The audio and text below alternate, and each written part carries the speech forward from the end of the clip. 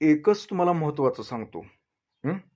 तुम्हाला त्या व्यक्तीची तुम्हाला सतत आठवण येते ना, उठलं, बसलं, सारखं-सारखं आठवण येते. हं. तर ती व्यक्ती तुमची याद काढते एवढं लक्षात घ्यायचं आणि तुम्हाला त्याचा त्रास होतोय.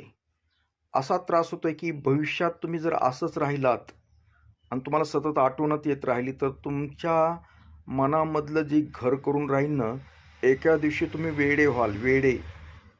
100% वेडे व्हाल. मग त्यावर उपाय काय? तुम्हाला आठवण होती ना त्याची, तुम्ही फोन करून बघा. हं. फोन करून बघता फोन ब्लॉक केला असेल, मेसेज करा.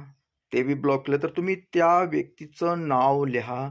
तुम्हाला काय वाटतं, कशी आठवण येते ती लिहून काढा. वाटल्यास ती पुन्हा परत फाडून टाका.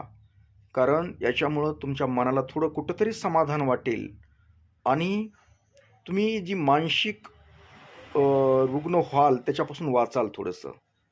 कारण ही चांगली गोष्ट नाही. तुमच्या शरीरासाठी खूप हानिकारक आहे. 100% वेडे होतात असे लोकं झालेले आहेत. म्हणून मी तुम्हाला एक मगापासून तेच सांगतोय, की तुम्हाला आठवण होती ना, तिच्या नावाने लिहीत राहा, मेसेज करत राहा. आपलं लिहीत